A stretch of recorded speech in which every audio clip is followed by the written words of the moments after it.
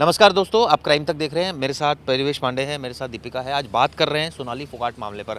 हालांकि हम रोज़ाना परिवेश बात तो कर ही रहे हैं और बड़ी डिटेल में ही डिस्कस कर रहे हैं। जी। आज मैं सोच रहा था कि आज इसमें क्या डिस्कस किया जाए, तो एक प्रॉपर्टी का एंगल इसमें आया कि दोस्तों, क्या आपको पता है कितनी प्रॉपर्टी है सोनाली फोगाट के नाम पर, और आखिर में अब ये किसकी होने जा रही है प्रॉपर्टी? परिवेश, एक रिपोर्ट, कुछ मीडिया रिपोर्ट थी, क्या कह रही थी वो? बहुत सारी मीडिया रिपोर्ट्स में ऐसा कहा गया है कि उनके पास कुल संपत्ति 110 करोड़ की है, जिसमें उनका रिसॉर्ट है, फिर उनके प्राइवेट लैंड्स हैं, फिर उनके पति की भी जो 7 से 8 करोड़ के उनके जो पति के लैंड्स थे जो उनको ट्रांसफ़र हुए वो भी हैं। अब ये देखने वाली बात है कि उनका वारिस बस एक ही है, उनकी लड़की। अब ये पूरी प्रॉपर्टी उनकी लड़की को जाएगी, ना कि परिवार के किसी लोगों को जाएगी। अब लड़की जब तक 21 साल की नहीं हो जाती या जब तक बालिग नहीं हो जाती, तब तक उनकी जो देख रेख करेगा, मतलब या उनकी नानी या तो उनके दादी घर वाले, दोनों में से जिस घर वाले को भी जिम्मेदारी मिलती है, तब तक वो उनके अंडरटेकिंग में रहेंगे। अगर प्रॉपर्टी के लिए सब चीज़ें होती, क्योंकि अगर आपको नहीं पता है मैं इनकी हत्या करूंगा तो मुझे कैसे प्रॉपर्टी मिल जाएगी डायरेक्ट, ऐसा वही इतना इजी तो चीज़ नहीं है। पहले से कुछ पेपर ट्रांसफ़र करवा के रख लिया था अपने नाम पे या कुछ कर, जैसे कि एक बात आई है कि गुड़गांव में इन्होंने एक फ्लैट रेंट पे लिया था इनके पीए ने। वहाँ इन्होंने लोगों को बता के रखा था कि ये उनकी वाइफ है। चलिए, वो तो आसपास लोग तो नहीं, वो उसमें भी ऐसा लोगों ने, ऐसा इनके परिवार वाले जो आरोप लगा रहे हैं कि वो उन्होंने इसलिए बोला कि इनकी प्रॉपर्टी हड़पना चाहते हैं।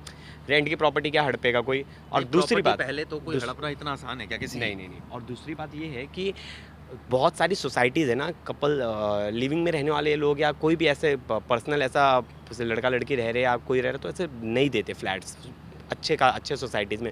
वो बहुत अवॉइड करते हैं, उनके वैसे रहता है कि आपको देना है तो किसी फैमिली को दो। तो बहुत बार लोग झूठ बोलते हैं कि हम फैमिली हैं, ऐसा रहना है। लेकिन सबसे पहली बात तो ये है ना कि 110 करोड़ की जो दोस्तों बात हो रही है, क्या वाकई 110 करोड़ की प्रॉपर्टी है?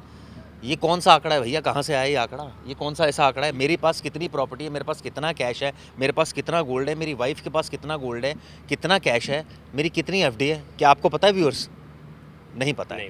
क्या मुझे आपकी प्रॉपर्टीज़ के बारे में पता है? तो फिर ये गूगल कैसे बता देगा?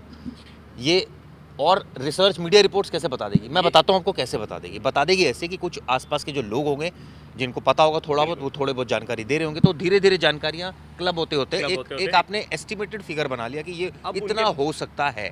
अब उनके बैंक अकाउंट में कितने पैसे ये अभी तक नहीं पता चला है कि उनकी सेविंग्स कितनी है, ये सब चीज़ें तो अभी तक नहीं सामने आई हैं। उनके कितनी जगह पैसे फंसे हैं, जैसे कि मुझे कोई फ़ी लेनी थी, मेरी कहीं 5 लाख फ़ी बची है, मेरी कहीं 10 लाख फ़ी बची है, मेरी कहीं मेरे और सारे में किसी कंपनी के साथ काम करी कोलैबोरेशन में, तो वहाँ मेरे कितने पैसे फंसे, ये सब चीज़ें तो अभी खुल के सामने नहीं आई, खुलकर आएंगी भी नहीं। वजह बताता हूँ क्यों नहीं आएंगी, क्योंकि जब इंसान मर जाता है तो बहुत सारी चीज़ें ऐसी होती हैं कि वो जब मरने के साथ ही दफन हो आती हैं। एक मेरी आंटी कमेटियाँ चलाती थी, अचानक जो है उनकी डेथ हो गई। तो अचानक उनके बेटे का फ़ोन आया 1 महीने के बाद कि भैया वो कमेटी जो थी ना, वो लास्ट टाइम की आपकी कमेटी निकली है। मैंने कहा यार आपको कैसे पता? कहता मम्मी मरने से पहले ना सारा लिख गई थी एक पेपर पर।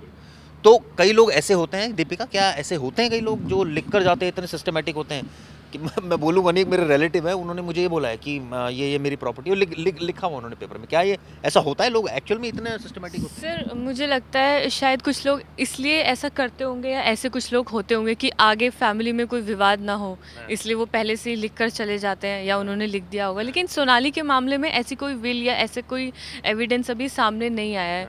और जहाँ तक इस केस का रुख अब जो प्रॉपर्टी की तरफ जा सकता है या जा रहा है, तो वो शायद इसलिए भी हो सकता है क्योंकि उनके पास इतनी ज़मीन थी, वो अपने शो के लिए कई लाख एक एपिसोड के लिए चार्ज करती थी, अपनी फ़िल्म के लिए 20-25 लाख चार्ज करती थी। तो मे भी हो सकता है ना कि उनके पास इतनी प्रॉपर्टी ऐड, हाँ, उनकी बिग बॉस का भी था रिपोर्ट 80,000 के हाँ, 80,000 पर एपिसोड वो लेती थी। तो कहाँ तक इतनी प्रॉपर्टी या इतने पैसे जमा नहीं होंगे उनके पास, और वो अब से नहीं, वो कब से ये करती आ रही इस फील्ड में है। तो हो सकता है कि उनकी प्रॉपर्टी की वजह से भी ये विवाद हो सकता है। नहीं, लेकिन सवाल ये है ना कि विवाद अगर प्रॉपर्टी की वजह से हो तो प्रॉपर्टी तो आपके नाम होगी भैया, तब होगा ना सब कुछ। मतलब आपके कहने से थोड़ी कुछ हो जाएगा। जब तक मैं नाम नहीं करूंगा आपके नाम, या मेरे मरने के बाद या वसीयतनामा बनाया या फिर तो ऑटोमेटिकली वो सब उनकी बेटी को ट्रांसफर होगा ना, उनकी बेटी यशोधरा। लेकिन उसके बाद तो उनकी माँ तो चली गई सोनाली, लेकिन अब उनकी बेटी की जान को भी तो खतरा हो सकता है ना। वो कहाँ तक उस प्रॉपर्टी को हैंडल कर पाएंगी? बेटी की जान को खतरा तो चलो बाद की बात है, लेकिन दोस्तों जो मुझे समझ में आ रही है सारी बातें कि जैसा परिवेश भी अच्छी बात बोल रहा था कि भैया कोई ऐसे लिख कर नहीं जाता प्रॉपर्टी आपके नाम पर। ये है कि जब आप साथ में मिलकर काम कर रहे हो तो कुछ अमाउंट आप कई बार ट्रांसफ़र कर देते हो किसी के अकाउंट में, या कोई फ़ी आ गई तो आपने उसके अकाउंट में डलवा दिए, या ये कहा जाए कि एक पर्टिकुलर प्रॉपर्टी है आपकी है, चल भाई हम दोनों ने मिलकर ले ली, जॉइंटली प्रॉपर्टी ले ली। कई बार ऐसा होता है जॉइंटली भी लेते हो तो नाम आपके ही रहता है वो, यानी पेपर में आप होते हो मालिक, लेकिन आपने एक दोस्ती यारी में आपने कहा चल भाई मैं इसके 10 लाख रुपए दे रहा हूँ तो तू ना बस मुझे अपना शेयर दे दियो इसमें से जो भी प्रॉफिट होगा। अब बहुत जगह ऐसा होता है कि बहुत सारे पॉलिटिशियंस और बहुत बड़े लोग ऐसा करते हैं कि इन्वेस्टमेंट करती है, वहाँ उनका नाम नहीं होता, लेकिन उनका इतना दबदबा होता है कि आप उन्हें धोखा नहीं दे सकते हो, कि आपकी पॉलिटिकल बैकिंग होती है। तो आपने कहीं इन्वेस्टमेंट कर दिया, लेकिन अब उनके जाने के बाद कोई पेपर वर्क पे इन्वेस्टमेंट हो या ना हो, क्योंकि मोस्ट प्रोबेबली अगर इतना अच्छा खासा अर्निंग है तो वो सिर्फ बॉलीवुड या सिर्फ इस पे स्टार कास्ट पे डिपेंड नहीं रहेंगे कि अपने फेम पे, वो कहीं ना कहीं कुछ तो इन्वेस्टमेंट उन्होंने किया ही होगा। जैसे इतना इन्वेस्टमेंट किया, उनका एक रिसॉर्ट है जो सामने बात आ रही है, तो उन्होंने रिसॉर्ट यही सोच के बनाया होगा ना कि इन फ्यूचर उन्हें उससे पैसे आएँ और वो उनसे कमाई कर सके, कि कमाई का एक दूसरा जरिया भी हो। तो चिराग जी आप एक चीज़ इस चीज़ में ना बहुत माइन्यूट, उन्होंने 8 साल में ये मतलब ये जो सर्कल है 8 साल में इतनी उन्होंने ऊंचाई पे पहुँचे, तो ये भी एक देखने वाली बात है कि कैसे 8 साल मतलब एक हिसार से बहुत ही बहुत ही जहाँ से जहाँ से ज़्यादा बढ़त पाने के लिए बहुत मुश्किलें करनी पड़ती है। ऐसे नहीं कि वहाँ के लोग आगे नहीं बढ़ते, बहुत बड़े बड़े लोग वहाँ से बाहर निकले, लेकिन वहाँ से बहुत मेहनत करनी पड़ती है। जो एक सिटी में बच्चा होता है उसके लिए बहुत सारी चीज़ें आसान होती है, लेकिन आप जब ऐसे जगह से निकलते हो तो आपको बहुत स्ट्रगल करना पड़ता है। और 8 साल में 9 साल में आपने इतना अच्छा मुकाम पा लिया था, आपने इतने अच्छे पैसे, फॉलोइंग, सब कुछ पा लिया था। इसके बाद ये सब अब चीज़ें सामने आ रही हैं कि इसके पीछे अलग एंगल हो सकता है, परिवार अलग इल्ज़ाम लगा रहा है, बहुत सारी चीज़ें आ रही हैं सामने। अब देखने वाली बात होगी कि इनके भाई जो इनके परिवार वाले, उनमें से कितने लोग मतलब इनकी बच्चों की आगे ऐसा हो सकता है कि बच्चे की कस्टडी के लिए भी बात हो। जो मुझे समझ में आ रही है ना, एक तो है कि अब जो बच्चे की कस्टडी किसको मिलेगी, यानी कि बच्चा स्वतंत्र तरीके से अपने हिसाब से रहना चाहता है, या लीगली कस्टडी किसको जाएगी, लीगली जो सारी प्रॉपर्टीज़ है वो किसके हाथ में जाएगी, क्या वाकई बच्चे के हाथ में जाएगी उनके, या फिर जो उन्होंने या तो विल कर रखी हुई किसी के नाम पर उसकी जाएगी। तो ये एक देखने वाली बात होगी। लेकिन जहाँ तक बात है प्रॉपर्टीज़ की, इतनी हम जो डिस्कस कर रहे हैं, मुझे लग रहा है कि चलिए प्रॉपर्टी तो एक इशू है ही इस मामले में, अब होगा इसमें एक एंगल और भी है, वो है ड्रग्स का। क्योंकि ये मामला सिर्फ प्रॉपर्टी तो अब ऑब्वियसली आगे पता लगेगा, लेकिन ड्रग्स का जो चलन हो रहा है बहुत ज़्यादा बॉलीवुड में हो रहा है, बहुत ज़्यादा इस तरह से हर किसी को ड्रग्स चाहिए। ऐसा क्यों भाई, मैं जितने बॉलीवुड वाले, मैं हर किसी की बात नहीं कर रहा, जो बॉलीवुड में मैक्सिमम लोग हैं उनको चाहिए ड्रग्स। क्यों भाई? पहली बात तो ड्रग्स है ना, ये जो ड्रग्स है, जो MDMA, कोकीन, ब्राउन शुगर, ये सब चीज़ें ये गरीब लोगों के लिए बनी ही नहीं है। इसके लिए आपको पैसा चाहिए, पैसा कमाओगे तो पैसे वालों के लिए ड्रग्स बनाएं। देखिए, और अब अय्याशी का अड्डा, मैं गोवा अय्याशी का एक अड्डा बनता जा रहा है, जो बड़े बड़े जैसे मुंबई ये सब जगह लोग मौज करने, ऐश करने जा रहे हैं।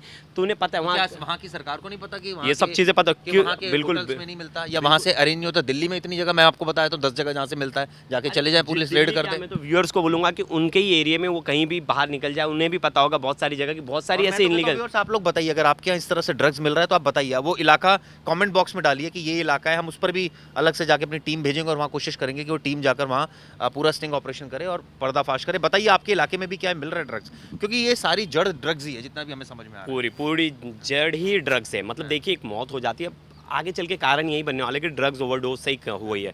अब देखिए, आप अगर सोनाली फोगाट अगर दिल्ली में होती और अगर वो दिल्ली में पार्टी करती तो दिल्ली में उनको इतनी फ्रीडम नहीं होती। पहली बात, अगर लड़कियों को उनके कपड़ों से ही जज कर लिया जाता। अगर एक नेता साड़ी छोड़ के अगर वन पीस पहन लेगा तो उसे बोलने लगेंगे ये कैसी नेता है, मतलब आप उनको जज करना शुरू कर दोगे।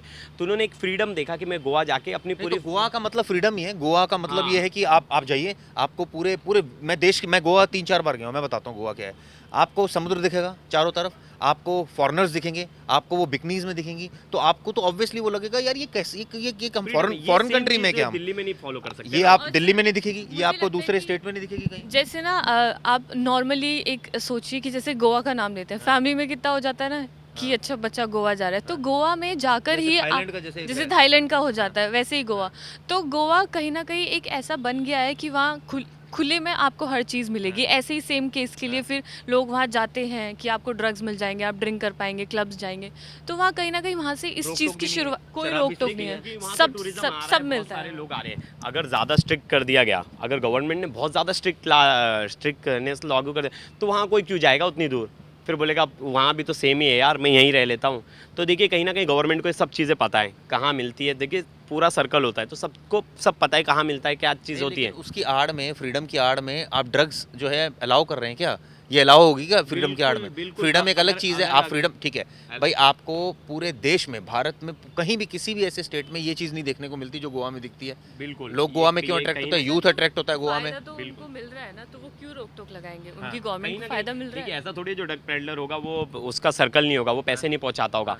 बिना पैसा पहुंचाए आप इधर एक छोटा सा ठेला गाड़ी नहीं लगा सकते आप कहीं भी। एक बड़े दिल्ली शहर जैसे में भी एक आपको आ जाएगा कोई भी अधिकारी, यार कैसे लगाया, किस कौन कोई भी आ जाएगा आपके पास, आ जाएगा कैसे तूने ठेला गाड़ी लगाई। तो ड्रग्स तो बहुत बड़ी चीज़ हो गई, बहुत बड़ा नेटवर्क होता है कि आप जब भी ड्रग भाई चेन इसका पकड़ी मतलब जाती था है ना कि उनको पता था कि वो जो गार्ड हैं या जो भी होटल स्टाफ है उनके पास ड्रग्स मौजूद है, उनको पता था ना, ये सारी चीज़ें थी ना कि मिलती हैं इजीली एक्सेसिबल है गोवा में ड्रग्स, ये बात बिल्कुल सच है। और यही वजह है कि वहाँ मिल रही है, वहाँ लोग जाते भी हैं, वहाँ ज़्यादातर लोग, मैं कहूँगा, मैं बिल्कुल ऑनेस्टली बोलूँगा, मैक्सिमम लोग वहाँ जो जाते हैं वो याशी करने के लिए जाते हैं। गोवा इसीलिए फेमस ज़्यादा है कि वहाँ पर कोई फ्रीडम इतनी है कि वहाँ आप कहीं भी चले जाइए, कहीं भी ड्रिंक बैठ के पी लीजिए, कोई आपको टोकने वाला नहीं है। मैंने बीच पे खुद लोगों गोवा के बीच में खुद जा चुका हूँ, तो मैंने गोवा के बीच में देखा कि लोग वहाँ गांजे का इतना प्रचलन है कि आपको सिगरेट नहीं, आपको लोग बीच पे गांजा पीता बहुत सारे नॉर्मल ये दिख जाएंगे।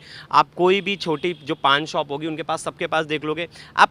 गोवा की बात छोड़िए, आप अपने आसपास चाहिए तो आपको एक पेपर आता है जो जिसमें वीड, जिसमें जो गांजा भर के पिया जाता है, वो आपको इजीली मिल जाएगा। आप व्यूअर्स आप खुद बताना आपके पास ऐसे आसपास ऐसा दिखता है कि नहीं ऐसा कुछ।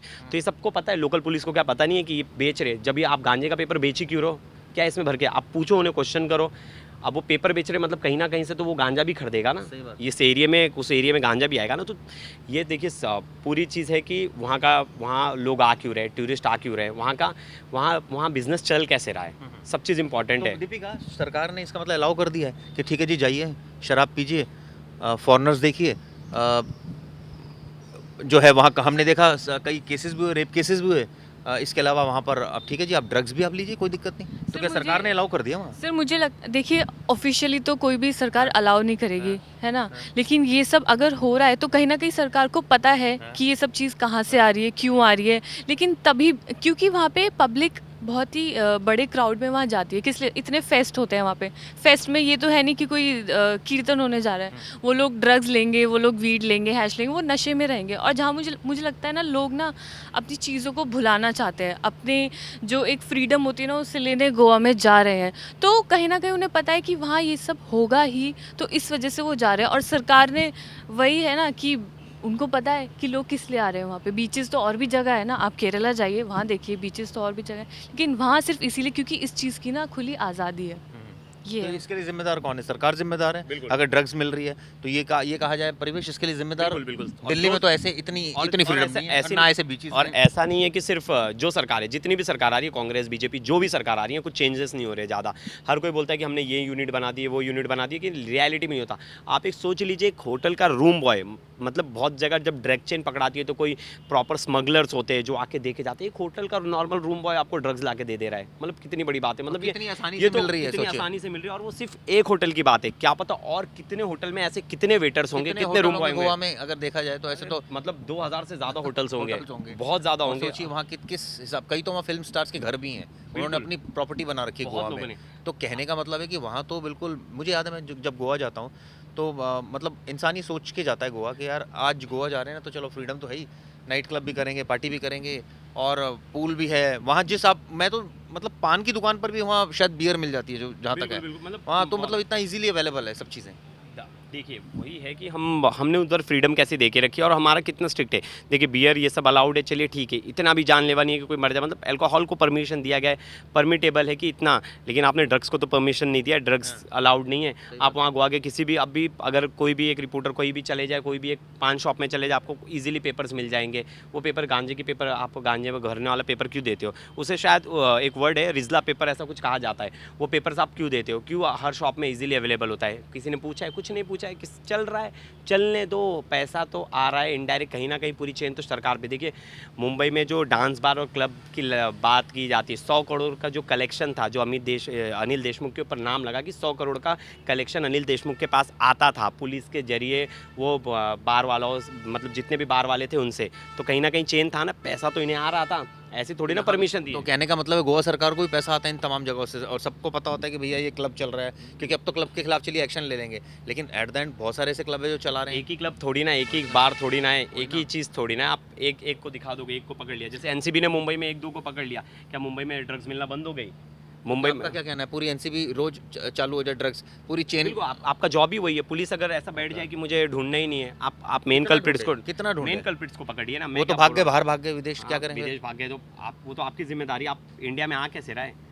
आप ऐसे अपने अपने काम से तो बच ही नहीं सकते ना कि ये बोल के कि भाग गया है। तो दोस्तों आप भी मानते हो कि इंडिया में जो आ रहा है ड्रग्स जिस तरह से, और खासकर गोवा की अगर मैं बात करूँ, फ्रीडम है तभी लोग वहाँ जा रहे हैं, तभी वहाँ इस तरह की पार्टीज हो रही है। अगर वहाँ स्टिकनेस हो जाए तो शायद ये सारी चीज़ें होए ना, अगर बहुत, लेकिन अब स्टिकनेस हो जाती है तो भैया टूरिज्म भी आपका इफेक्ट होता है। बिल्कुल अब सही टूरिज्म बात इफेक्ट होगा तो फिर रेवेन्यू आपका इफेक्ट होगा, रेवेन्यू इफेक्ट होगा तो फिर डेवलपमेंट नहीं होगा। अब सवाल उठता है कि डेवलपमेंट क्या वाकई टूरिज्म से सिर्फ रेवेन्यू आता है? रेवेन्यू के तो और भी बहुत जरिए हैं। सरकार, केजरीवाल सरकार तो कहती है कि रेवेन्यू शराब से भी आता है, तो बहुत ज़्यादा आता है, तो वो उस पर भी, और बहुत सारी चीज़ें जो रेवेन्यू आता है। लेकिन ऑब्वियसली ये बात बहुत ज़्यादा दुखदाई भी है कि वहाँ लोग, बहुत फ्रीडम है, इस वजह से ड्रग्स का इस्तेमाल होता है। अवेलेबल, मैं तो कहूँगा, मैं वर्ड देना चाहूँगा इजी अवेलेबल। मतलब ड्रग्स वहाँ इजीली अवेलेबल है, लोग इसलिए, बहुत सारे लोग इसलिए अट्रैक्ट होते हैं। आप बहुत सारी चीज़ें इसलिए वहाँ करने जाते हो कि आपको इजीली अवेलेबल है। चलिए खतरा दोस्तों, कम है। व्यूअर्स, आपका क्या नज़रिया है इस पूरे मुद्दे पर, गोवा के कल्चर के बारे में? गोवा की ये जो मैं बात कर रहा था कि वहाँ पर इजीली अवेलेबल है सारी चीज़ें, ड्रग्स क्योंकि बहुत बड़ा मुद्दा है और यही मुद्दा इस केस में भी छाया रहा। प्रॉपर्टी की तो हमने ज़रूर बात की सोनाली की, लेकिन जड़ में ड्रग्स ही है। जहाँ फ्रीडम है वहाँ ड्रग्स है और वहाँ पर सरकार की कोई पाबंदी नहीं है और इसी वजह से सारा फल फूल रहा है। ये वीडियो कैसे लगी हमें ज़रूर बताइएगा, और साथ साथ अगर आपके इलाके में कहीं ड्रग्स बिक रहा है किसी पर्टिकुलर, तो अपने कमेंट बॉक्स में ज़रूर सारे वो इलाकों की पर्दाफाश कर दीजिए, हमें बताइए। हम अपने यूनिट भेजेंगे, वहाँ स्टिंग करेंगे, कोशिश करेंगे कि वहाँ जो कल्प्रिट्स हैं पकड़े जाएँ, पुलिस को भी इन्फॉर्म करेंगे, और हमारी ऑब्वियसली जब कोशिश करेंगे तो कुछ ना कुछ हरकत ज़रूर होगी। धन्यवाद दोस्तों।